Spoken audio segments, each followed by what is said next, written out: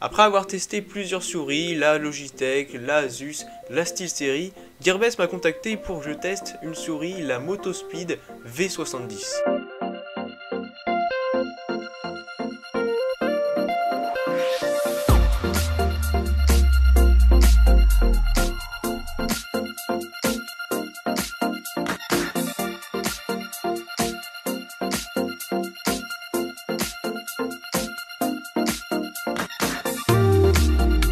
Alors cette fois-ci ça sera pas un test normal comme d'habitude où j'ai juste testé un produit, je vais vous parler du produit.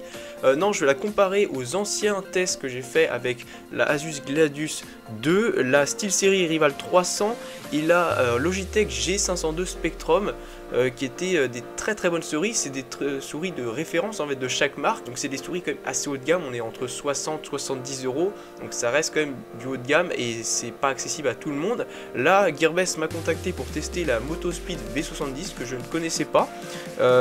J'ai accepté le partenariat et j'ai reçu cette souris, j'ai commencé à la tester en jeu, en bureautique, en tout en fait, et c'est vrai que je suis quand même assez impressionné.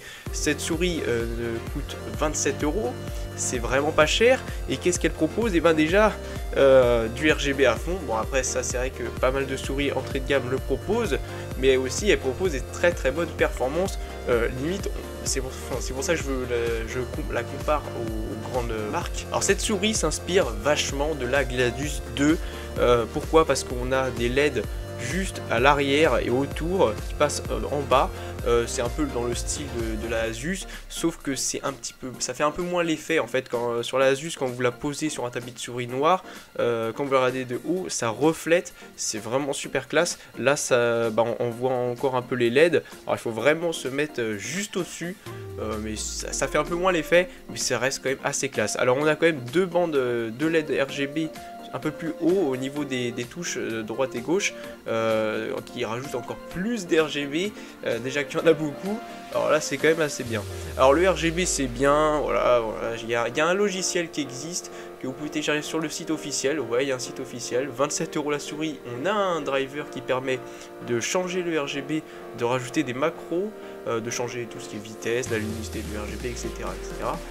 Elle est plutôt bien faite. Alors elle est que en anglais, mais elle fonctionne bien. Il n'y a qu'une seule version qui existe. Vous allez sur le site de Motospeed, vous prenez la dernière version, enfin le dernier modèle de la souris qui est disponible donc sur Gearbest, et vous téléchargez ce logiciel là, et voilà. Alors il va vous dire que c'est un logiciel inconnu machin, vous pouvez y aller. Moi je l'ai analysé avec Kaspersky et il n'y avait aucun souci, je l'ai installé, il n'y a aucun souci, donc voilà, vous pouvez y aller. Donc un très bon logiciel, et c'est vrai que 27 €, on a déjà un logiciel, bon on va voir ce qu'il y a à côté. En termes de prise en main, et bien écoutez, on sera un peu plus, ça ressemble pas du tout aux autres souris que j'ai testées avant. Elle est beaucoup plus basse, elle fait beaucoup plus souris assez standard, mais elle reste quand même avec une très bonne prise en main. Alors elle est assez longue, et ça me plaît, parce que c'est vrai que pour le gaming il faut quand même une souris assez longue. Elle est beaucoup plus basse, donc qui fait que pour les plus petites mains ça va être plus agréable. Après pour les grandes mains ça risque d'être assez désagréable. Sinon vous avez des grips sur les extrémités à droite et à gauche, alors qui sont moins bien que celles de la Asus et de la SteelSeries, mais on en a, elles sont là et elles font quand même le taf, il faut le dire. Ensuite on a toujours bien sûr les touches précédentes et suivantes sur le côté gauche. Sinon après qu'est-ce que ça vaut en jeu? Alors déjà on a un capteur optique, ça c'est très important pour le FPS, et sinon on a 2 millisecondes de retard. On peut accéder jusqu'à 12 000 dpi, alors les dpi on s'en fout complètement, moi j'ai réglé en 800 dpi, voilà, donc avoir plein de dpi ça sert à rien, mais là autant vous dire que c'est vraiment le top, la précision du capteur optique. Et franchement 27 €, je suis quand même assez impressionné. J'ai fait pas mal de parties sur CSGO et c'est vrai que j'arrive, bon là dans le rush que je vous ai pris j'ai un petit peu mal joué, mais comparé aux autres souris, on se rapproche vraiment beaucoup du haut de gamme, alors que cette souris compte 27 €. Donc à ce niveau là c'est quand même pas mal.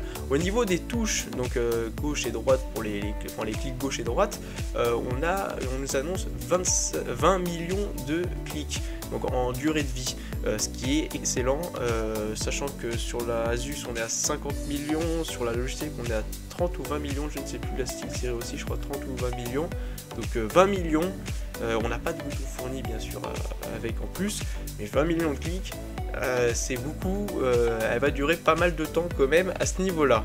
Sinon on va parler du déballage quand même, de cette souris voilà, c'est là où le point noir arrive, c'est qu'au niveau du déballage, vous n'avez rien en fait, vous avez la souris, un bout de papier qui vous dit oh, la garantie tout en chinois, voilà, moi je comprends rien du tout, et on a un petit mode d'emploi qui nous explique vite fait, oui ça c'est ça, la clic gauche, DPI, changer le RGB, etc. etc. Il n'y a vraiment pas grand chose dans la boîte, si ce n'est qu'on a un bout de plastique qui entoure le câble d'ailleurs qui est tressé de très bonne qualité, là aussi je suis assez impressionné, en fait c'est juste la boîte où il n'y a rien, voilà, vous prenez la boîte, elle est jolie, mais il n'y a rien comparé aux autres.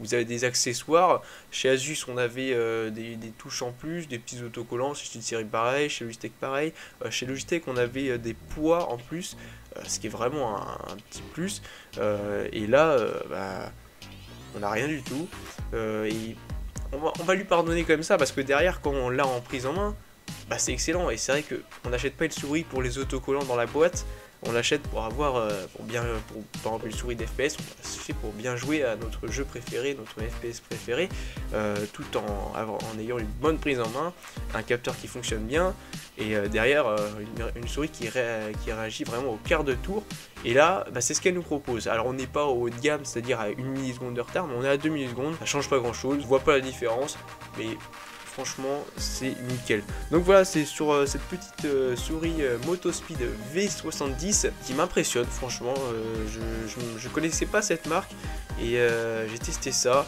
Alors les finitions sont vraiment impeccables, on sent que par exemple sur la molette le RGB et c'est pas le plus incroyable, mais il fait vraiment le taf, et on a le petit logo avec Panthère, c'est plutôt classe avec le RGB. On a plein de modes RGB, je n'en parle pas trop parce que c'est à chaque fois la même chose sur chaque souris, c'est toujours les mêmes modes, tout ça, c'est vraiment super, mais ça sert à rien, je vous réexplique à chaque fois les modes, ça change pas, voilà, c'est toujours les mêmes modes à chaque souris, et d'ailleurs c'est très bien, parce qu'on ne demande pas plus. Donc voilà, c'était le test de la Motospeed V70, qui est bonne partout en fait, à part que vous n'avez pas l'anglais sur le logiciel, mais bon, c'est pas très dérangeant et vous n'avez rien dans la boîte, voilà, c'est les points négatifs que je lui ai trouvé. Sinon excellent, clairement, 27 € la souris, on peut pas faire mieux, et en plus on a une bonne durée de vie, c'est ce qui nous annonce, après à voir dans quelques années, mais franchement elle est vraiment excellente. Donc voilà, c'était le test de cette souris, n'hésitez pas à vous abonner, à liker cette vidéo, et si vous avez une petite question sur le logiciel, sur un fonctionnement de tel truc sur cette souris, n'hésitez pas, écrivez un petit commentaire. Moi je vous dis à la prochaine vidéo, salut!